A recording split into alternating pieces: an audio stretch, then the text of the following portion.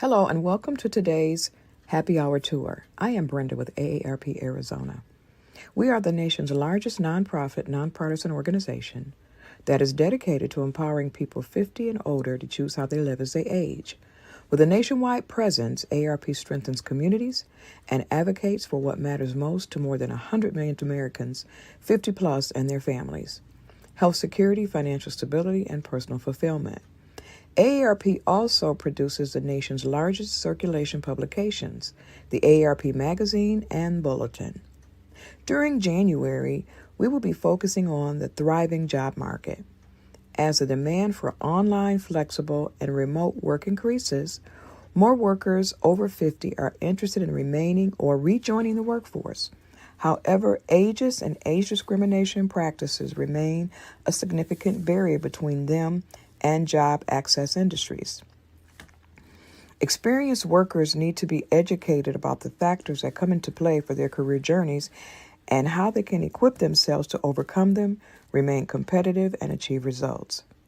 AARP is a wise friend and a fierce defender of older Americans and has programs, offerings, and resources to help.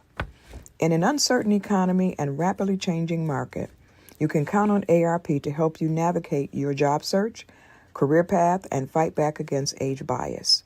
We are also fighting to strengthen age discrimination laws, increase protections, and help companies across the country foster age-diverse workforces that value experience.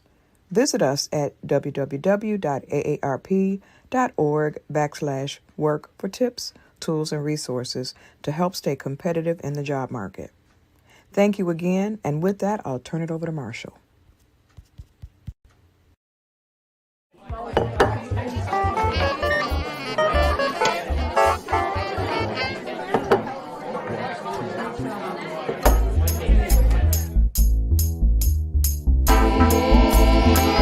and gentlemen, non-binary folk, welcome to the show.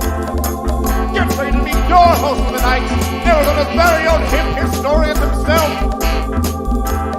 Marshall Shore.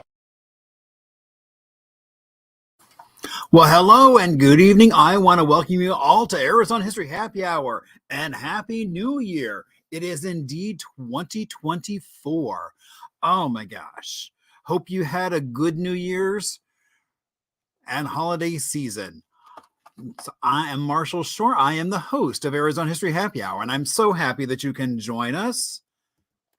Whether you are watching on Facebook, YouTube, Twitch, or even watching, maybe you're watching after the fact on YouTube, on the Hip Historian channel.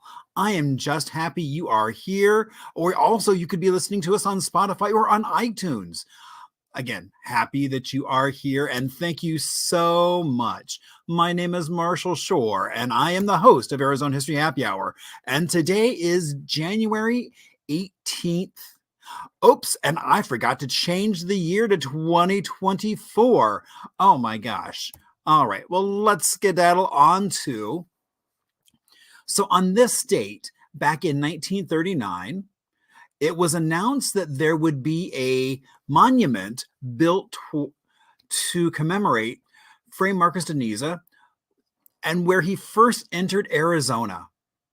Now, Marcos de Niza led the first Spanish expedition to explore the Southwest. It is said that he found extreme amounts of wealth, possibly even the 7 cities of Cibola.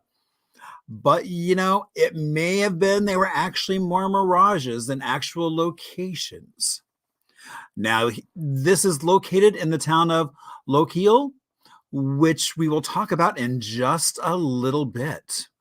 Now, it is also National Winnie the Pooh Day because back in 1882, A.A. Milne, the author, was born. Now, those iconic animals that he used to create stories for his son, Christopher Robin, they now live at the New York Public Library. At one point they were on tour with the publisher. And then in the late 40s, they were donated to New York Public Library, where they sit today. So all those adoring fans can go and watch. Those animals just sit there and look so adorable. It is also Gourmet Coffee Day for aficionados and enthusiasts across the country that just can't get through without a tasty cup of caffeine. It pays homage to that rich, aromatic elixir that so many of us use to keep our day moving forward. It is also National Thesaurus Day. This honors Peter Mark Roget, who authored Roget's Thesaurus, and he was born this date in 1779. Now, he had retired from a career in medicine and then spent the rest of his life collecting and categorizing lists of words, and thereby creating Roget's Thesaurus. So thank you all so much. What can you expect from tonight? Well, we've got our very special guest coming up in just a few minutes. We also do some trivia, as well as Little Arizona. We've got some music history and a beverage, of course. And since this is our first show of the year, we're going to do some special things. With any luck, everything will actually work. That's kind of the fun or not so fun. All right. Now, my name is Marshall Shore, and I get to have fun with all kinds of Arizona history. As we get ready to come up to February, which is Statehood Day for Arizona, there's a lot of fun things being planned. So I will let you know as more and more things become solidified. Now, you can always keep track of things I'm doing on hiphistorian.com. I love to hear from you all because some of you give me some of the best ideas for guest programs, things like that. And so we have a beverage coming up from PJ, and I'm so excited because we actually have the man himself.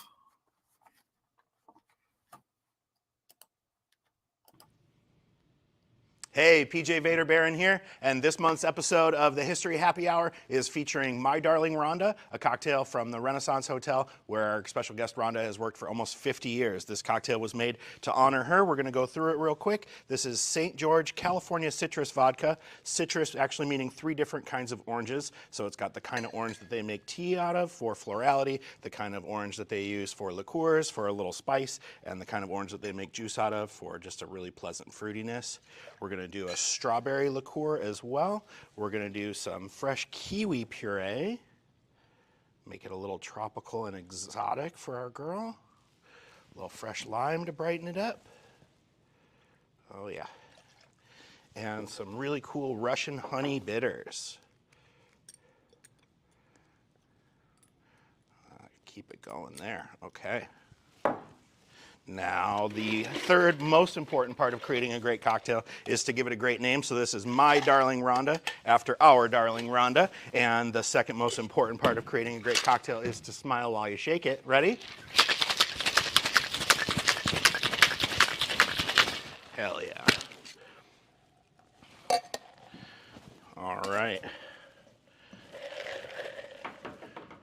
In honor of our girl who represents downtown Phoenix in all fun ways, this is My Darling Rhonda. Garnish with a beautiful little flower here. Thanks and cheers. Thank you so much, PJ. And now, as we move on, it is Little Arizona time. And so I'm going to try something new as well.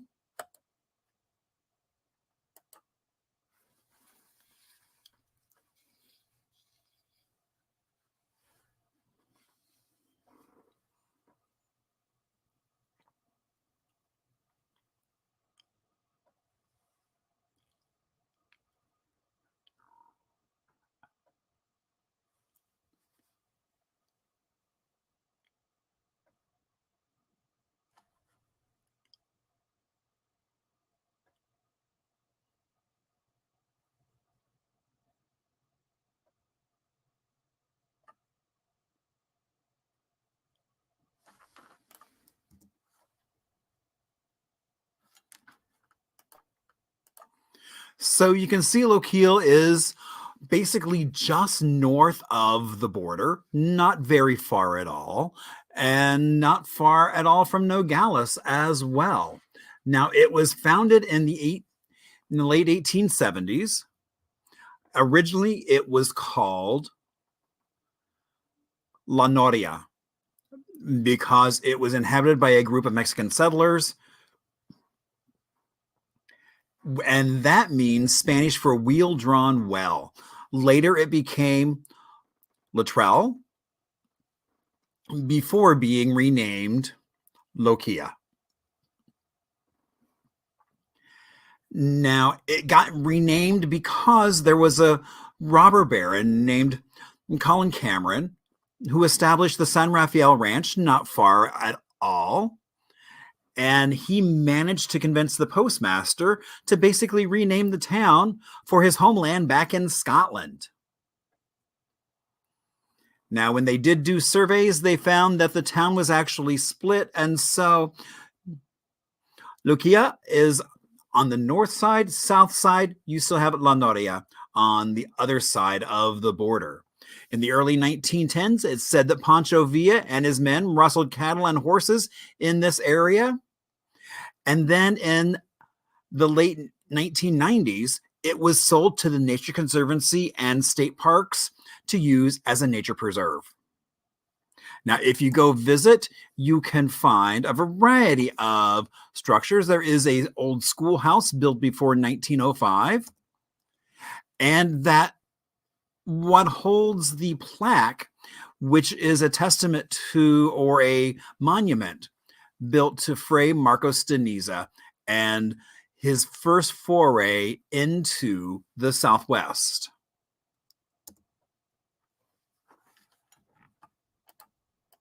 And the point in Arizona History Happy Hour where you get to hear from someone else other than just me. And I am so excited to bring on my friend Rhonda. Oh my gosh. Hello, Rhonda. How are you? Welcome, Marshall.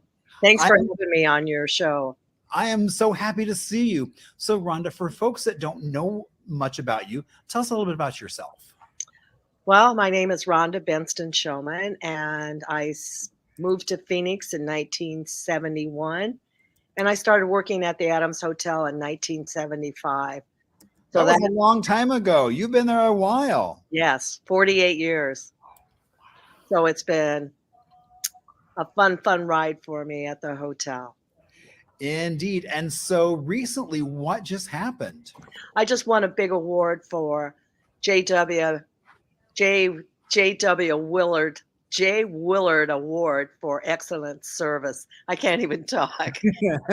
So, out of all the employees all over the world with Marriott, they chose 500, and then it went down to 10, and I was 1 out of 10. So it was an honor to be able to go to Bethesda and tour the Marriott's new headquarters and be recognized by the Marriott Hotel, which was a great honor. Wow, that's really cool. It was.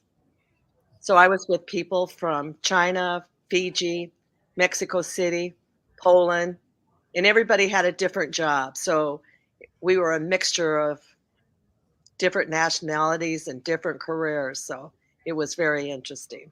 Wow, that's really cool. All right. And I'm sure in those 48 years, you had many experiences, which we're going to talk about in just a moment. So, okay, so we always do trivia here on Happy Hour. And so our trivia is not like when you do just bar trivia and all we care about is the answer. But what we're going to do is we're going to go through all of our questions, come back, and then we are going to tell the story of some of all of those questions. So, all right. So our first question is, what did the Hotel Adams sign say at once? What did it say once? A, hot L, B, hot damn, C, lad, or D, ho-el Ada. What do you think that the sign at one point here on the Adams Hotel said? All right. As we move on to question 2, what did Governor Hunt do at the Adams after signing Arizona into statehood? Did he A, take a nap? B, have a Manhattan at the bar? C, have his shoe shined? Or D, get his head shaved? Which one of those things do you think that Governor Hunt did at the Adams Hotel after signing Arizona into statehood? All right, question 3. Where did the downtown Phoenix Woolworths luncheonette counter end up? Was it A, the Renaissance Hotel, B, the Sugar Bowl, C, Caesar's Palace, or D, the City Dump? Where do you think Woolworths luncheonette counter from downtown Phoenix ended up? All right, question 4. Where was Unique Auto Race held from 1989 to 1991? Was it A, the State Fairgrounds, B, downtown Phoenix, C, the Beeline Highway, or D, Phoenix International Raceway? All right, moving on to that halfway point. Here we are at question 5. What was the alley behind the hotel known as? A hangout for newsies, B, the best place to get a shave, C, a garbage dump, or D, Skid Row / red light district? All right, moving on to question 6. In 1945, who was found in the lobby of the Adams Hotel?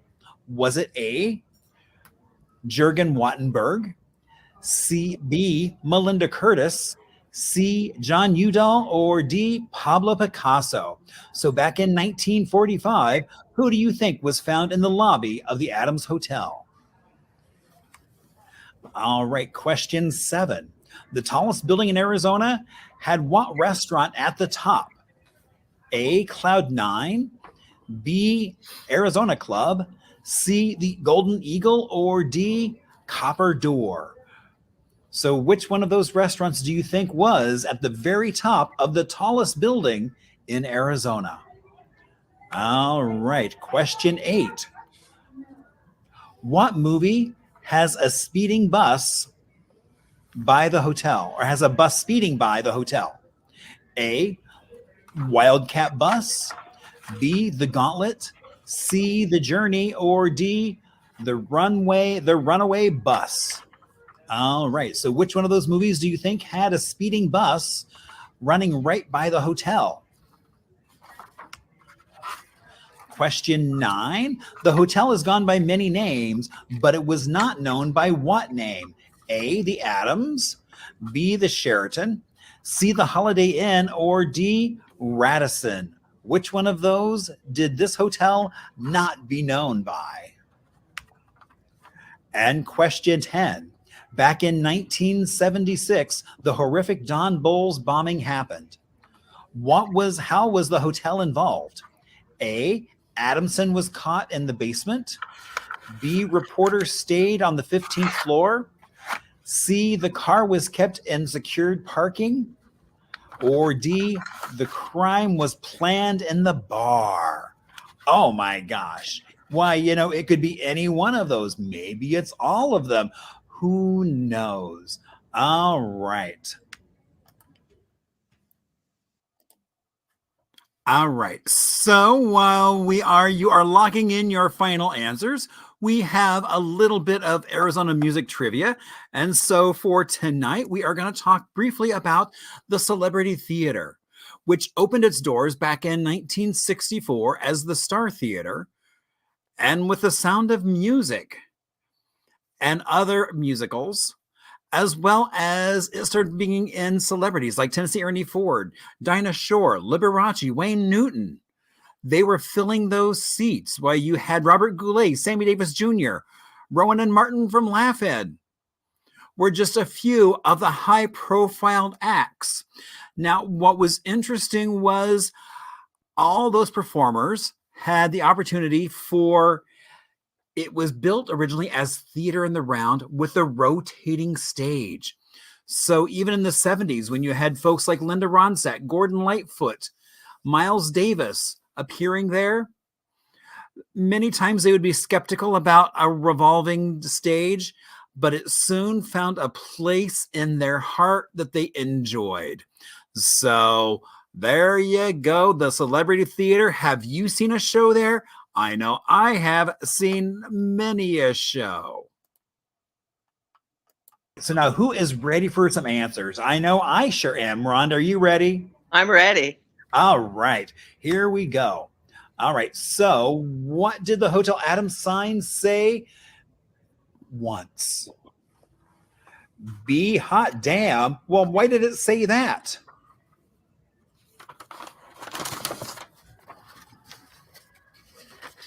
Was that when they imploded the hotel? Oh, I'm sorry. No worries. Well, they made the sign on top of the old Adams Hotel was a big sign, and it said Hotel Adams. On the day they had the hotel imploded, they fixed the sign that said hot damn. So as the hotel is crumbling to the ground, all you could see was this sign that said hot damn on top of the rubble, which was quite exciting. Okay, so that was that in the 70s when they imploded that? That was, I want to say, March 1973. And I think it was 20 months to the day we opened as the new Adams Hotel on April Fool's Day, 1975. Wow. Okay, so how many hotels have there been on site? There's been 3 Adams Hotels. The first one was built in 1889 and burnt in 1910. The second one was built 1910 and imploded in 1973. And then we opened April 1st, 1975 as the new Adams Hotel. Wow. I didn't realize there had been that many hotels here. All right, so question 2. What did Governor Hunt do at the Adams after signing Arizona into statehood? The answer is B. He had a Manhattan at the bar. And then after they left the Capitol, they walked to the Adams Hotel, and Governor Hunt went into the old bar at the hotel and ordered a Manhattan. That was his favorite drink. A few years ago, we made a drink for Governor Hunt, and we called it the Old Walrus because he did look like, his mustache looked like a walrus. So that was his nickname. Indeed, with that big mustache and that bald head, he does kind of look like a walrus. Yes.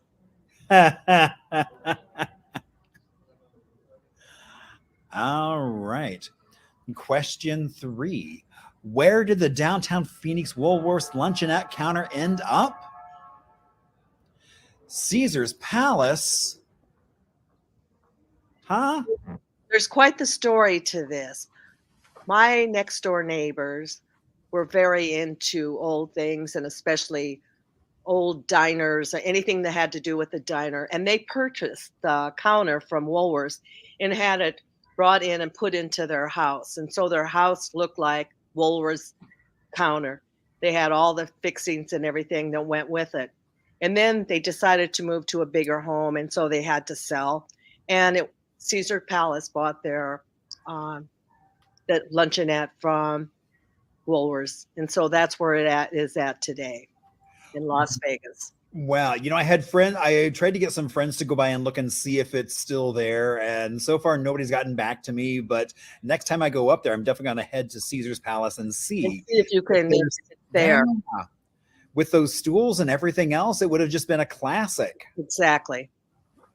Wow. So do you remember what downtown was like when there was shopping, when Woolworths actually was open? When I started here, there was Newberry's was on the other end of the block, or down at that end of the block. Lerner's, all the department stores were here. I think J.C. Penney's was here. Oh, that's right. I forgot the Penney's building that was torn down. Yeah. Right. And then, of course, over a block off of Washington, over on Madison, there were all the Skid Row bars. So, yeah, Phoenix, when I started, yes, there were stores and people were shopping downtown. And then it slowly moved out of downtown and went uptown to Park Central, to the malls.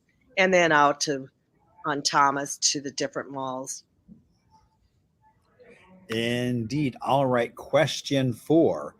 Where was a unique auto race held from 1989 to 1991? B. Downtown Phoenix. So, Rhonda, what kind of race was it? It was Formula One, and what an excitement it was. It raced downtown. They had the streets all blocked off. The noise from the cars was incredible. But unfortunately, it only lasted 3 years because it cost so much money to go to the race that people just couldn't afford to go. Um, so it was supposed to have lasted 5 years, but it only lasted 3 years. But it was very, very exciting. And it drew people from all over the world came to see the people race. Wow, that would have been incredible. I mean, those cars are not very quiet. No, oh, it was loud and bouncing off the buildings. It was incredible. And it must be incredible to look out the window and see these cars go zipping by Yes. at outrageous speeds. Wow, that's really cool.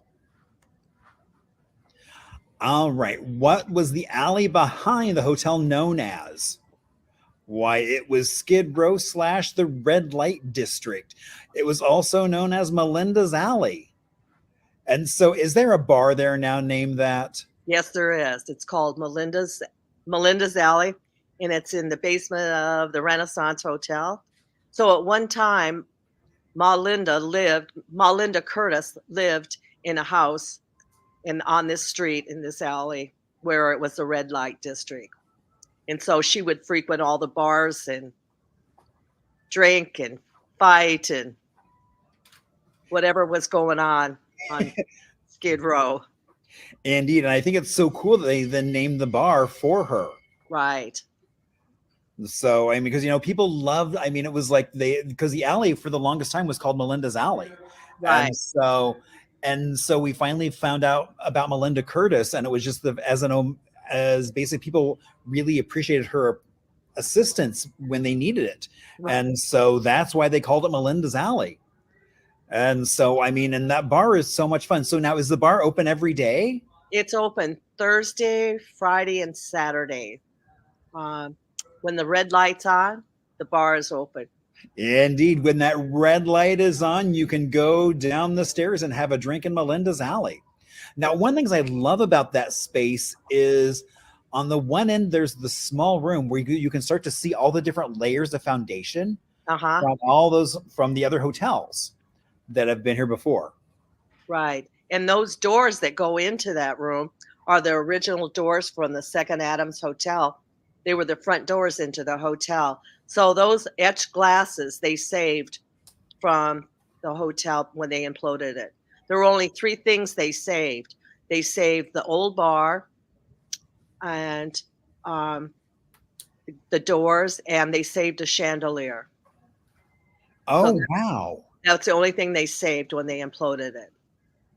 Now, when they were getting ready to implode the hotel, I've had people talk about how they would come and they could buy like the lamp sconces off the walls, right, out of the rooms and everything else. So that must have been quite a happening. Right. I think the first day when it was the father and his 3 sons, they came from Georgia and they set the charges off in the hotel to implode it. And all of a sudden it just made like a poof and nothing happened. So they went back in the next day and redid the charges, and that's what brought it down. And only 9 windows were broken over at the Valley Bank building from the explosion, from the debris that was flying around. So it was pretty incredible sight to see. Yeah, that would have been.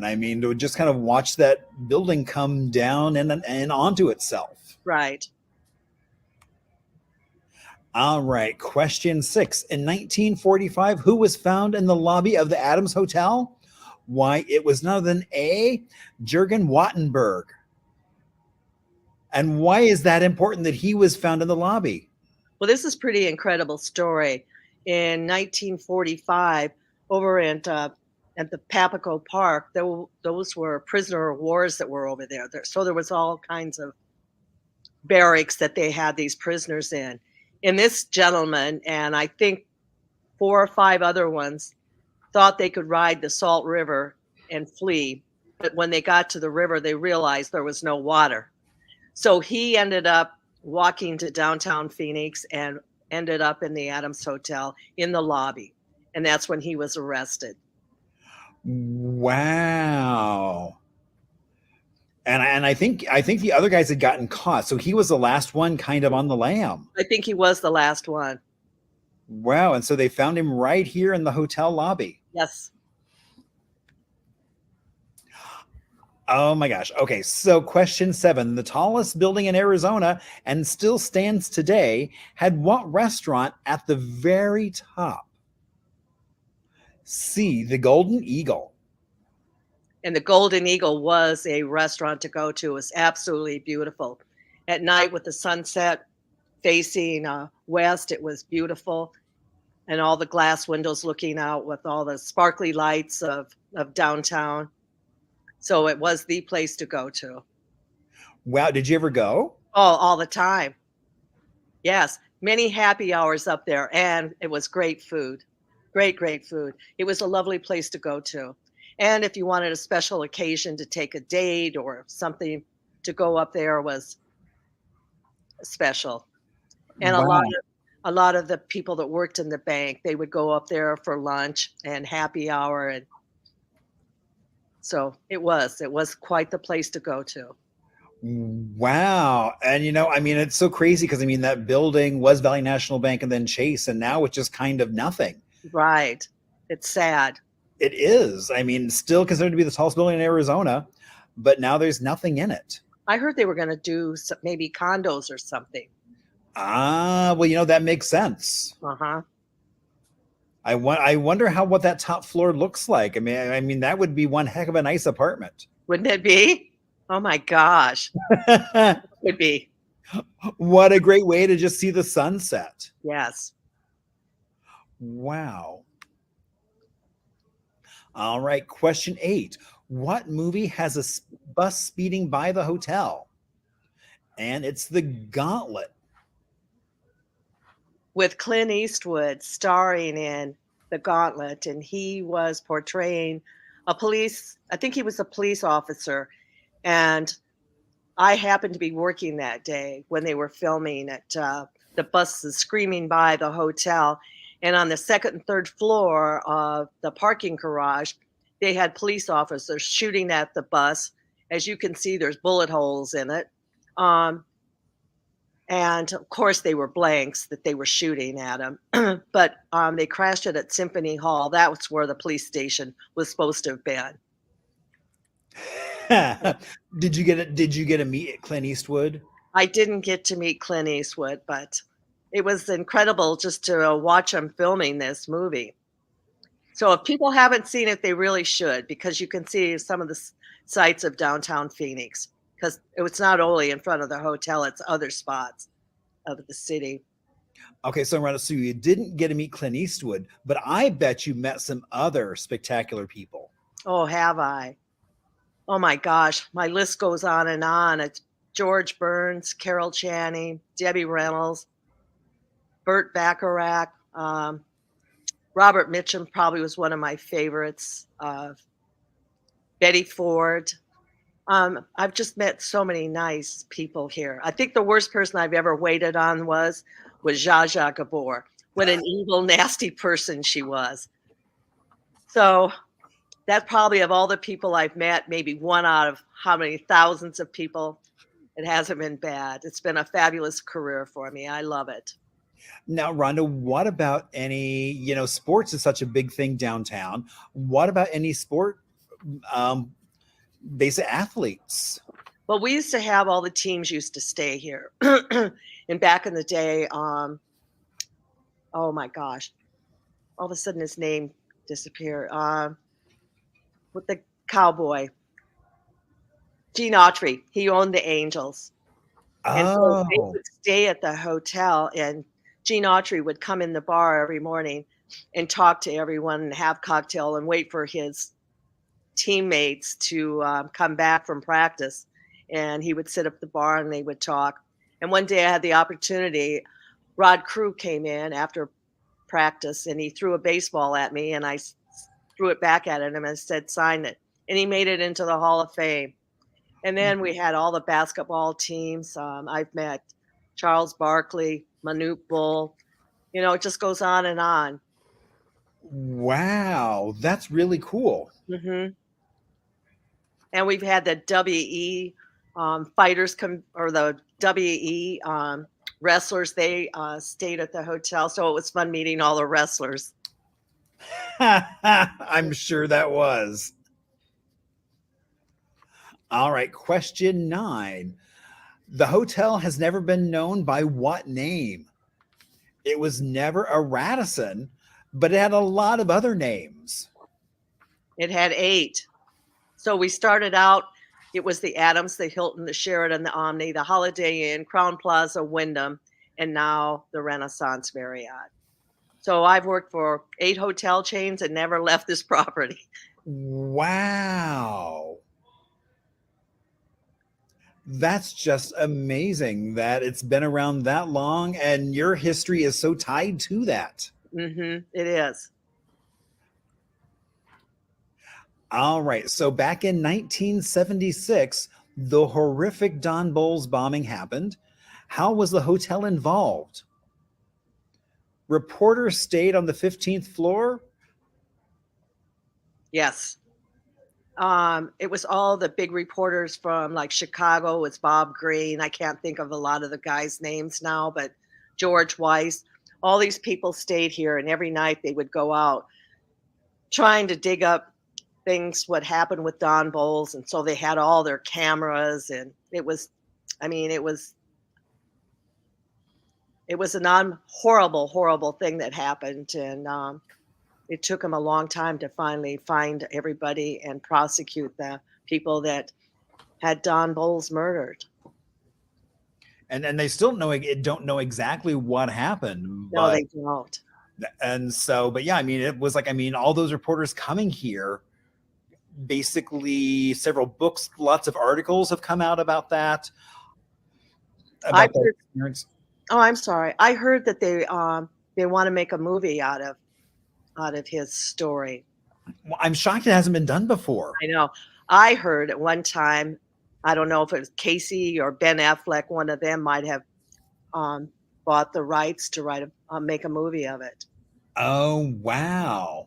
Interesting. I think it would be a great movie. Well, and I do know the car might be making its way back to Arizona. It still belongs to the family, and it was in a museum in DC that shut down. And so I think it's still in DC, and so it might be making its way back to Arizona. It should. Indeed, I completely agree. Mm-hmm. At the Arizona Republic. Yeah. Or you know, many museums, or what else. Now, I always love to ask people how they did on the trivia, but you know, the more important thing is not just how you did, but look at the stories. So, and you know, Rhonda, it was so much fun getting to sit down with you and going through some of your scrapbooks. How many scrapbooks do you have? I have 26 scrapbooks of anything that's happened at the hotel or downtown, any of the conventions, anything that has to do with the hotel.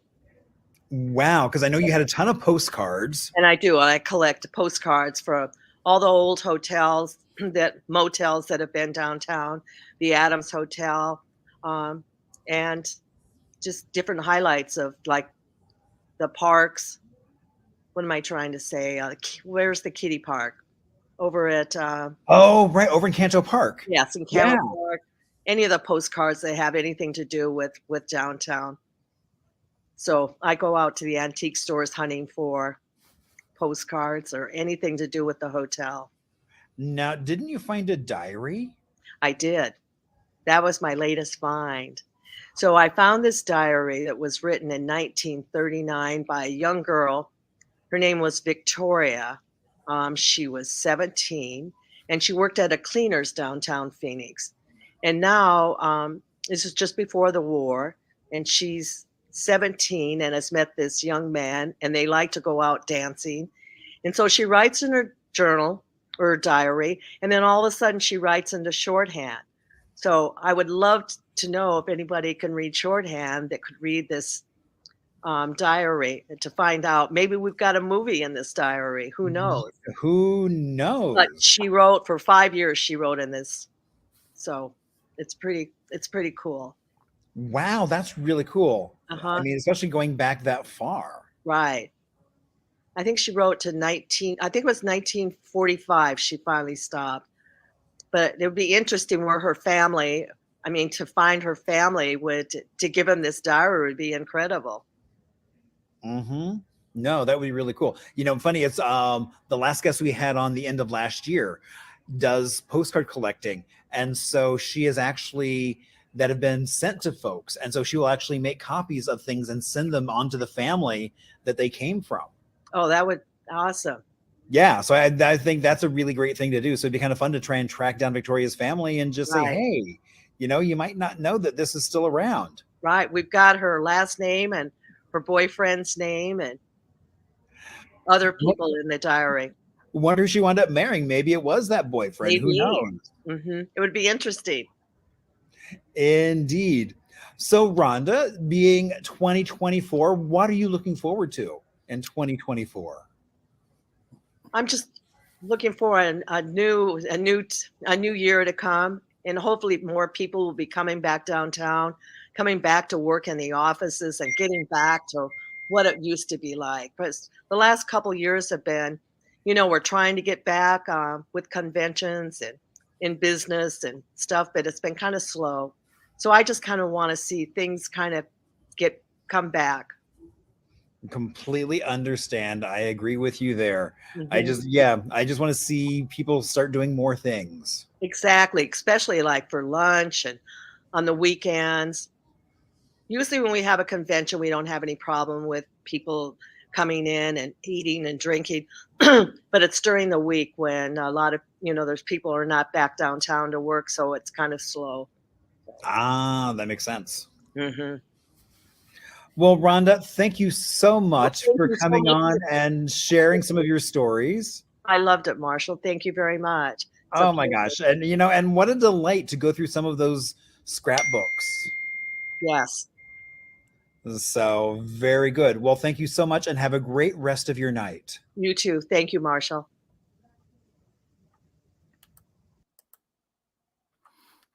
Oh my gosh. Rhonda, thank you so much. That was such a delight. And what people may not realize is that the bar that was famed for Governor Hunt having that Manhattan after statehood is the bar that you were actually sitting at, as well as the bar that PJ was making the cocktail at. So I just love that history just kind of keeps going on and on and on. And so thank you so much for sharing. And oh my gosh, what fun going through those scrapbooks. So as we get ready to go through, so this is from the vault, which is something you might drive by, but did a little road trip for New Year's, and so wound up at the Petrified Forest. So spent the night in Holbrook, where you can stay in one of those classic concrete teepees with some neon on it and a classic car parked out in front, and decided to go through the Petrified Forest. Hadn't done it in many, many years. And it was just shocking to see that even though it's been inhabited for 13,000 years, has been on people's radar since then, basically became a national park in 1906 when Roosevelt signed it into order. And it is famous for these petrified logs or wood, as you would call them, around, but there's so much more to this park. That was really the amazing thing of it. There was also Blue Mesa, where you go up to these badlands that you can almost reach out and touch, and they're violet to blue, and I mean the colors. I mean, I was just overwhelmed, because this is something you don't really see that much when people talk about the Grand Canyon. I think the Petrified Forest kind of gets a little bit of a want to say like almost like a bum's rush, because it's not quite at the level of the Grand Canyon, but oh my gosh, what an amazing location and drive. And as you're going along, you can see petroglyphs from some of those communities that were there 13,000 years ago, which was pretty amazing to be able to walk amongst those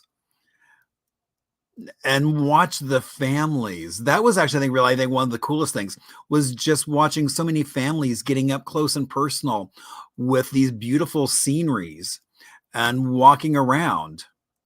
There, you can also stumble across, they've now created a little drive-through, well, not drive-through, a little apron you can drive on. And so this is a 1932 Studebaker because it is on Route 66.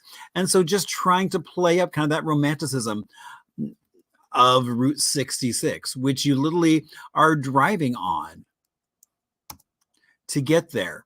Then also, as you're driving through, as you go up on the road, you cross over the 40 where you find this car. And then you've got the Painted Desert Inn, which is Mary Jane Coulter, a building she designed that's quite spectacular. So you can take a chance to go take a look at that. And again, just go look at the beautiful scenery around. I mean, all that.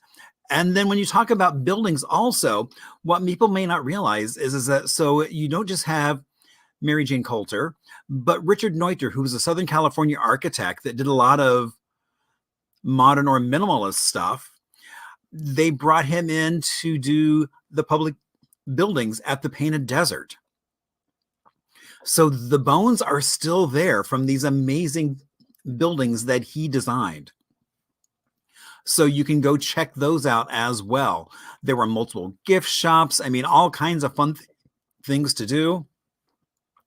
And literally, I think I did that drive for almost 5 hours with a friend. It was a great way to spend the afternoon. Oops. Now you'll see why I say, you know, if you're watching on Facebook, you should click on that share, because look how much fun we are having as we get a chance to talk about Arizona history and tell stories. And so next month, you'll want to check in because we have Barry Friedman. So Barry Friedman wrote a book has written books on rugs. Particularly, I mean, you know, those Pendleton rugs. If you've seen the movie Killers of the Flower Moon, you've seen some of his rugs. And so he's going to be that's a fascinating guest. Oh my gosh, you're going to really want to check that out. It's going to be so much fun, so many great stories. And he's also quite funny. So that's going to be a lot of fun. So, you know, remember, if you have any questions, stories, suggestions, comments, I love to hear from you all. Now, as we get ready to say goodnight, I want to give a shout out to Chris and Cole for that great video, as well as PJ. I'm so glad after... Gosh, I mean, doing this for 3-4 years, we were actually able to get you on screen making a cocktail. So I'm so happy we were able to do that. Now, as we say goodnight, I'm going to be playing the trailer from The Gauntlet, where you can see some of downtown Phoenix in the background. Enjoy, and I will see you in February. Clint Eastwood is back in The Gauntlet.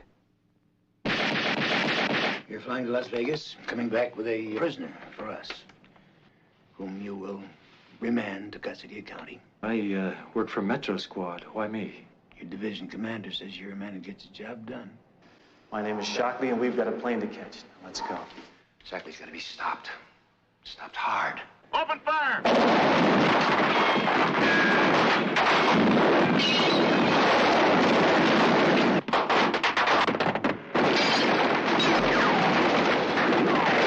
If there are any casualties other than Shockley and the girl, someone's going to be answerable. You. I make the decisions.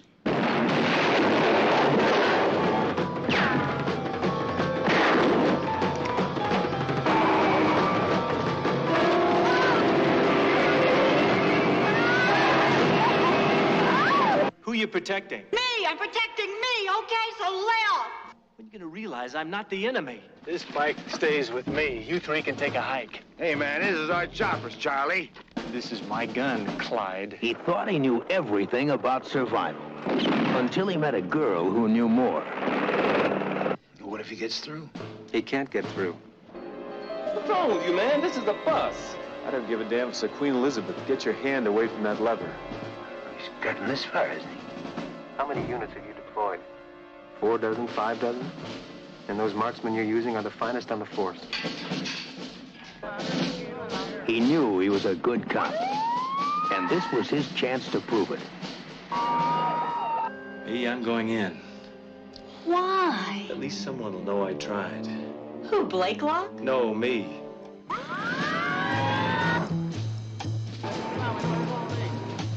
All set? Ready. I suggest we let Shockley drive right into the city. Now we have his route. We clear the streets along his route, deploy our men, and create an impassable barrier. A gauntlet, if you will. He won't have a chance. This is the biggest day the city has ever seen, and the odds are 100 to 1 they won't make it. But they're willing to take that chance. Clint Eastwood in The Gauntlet.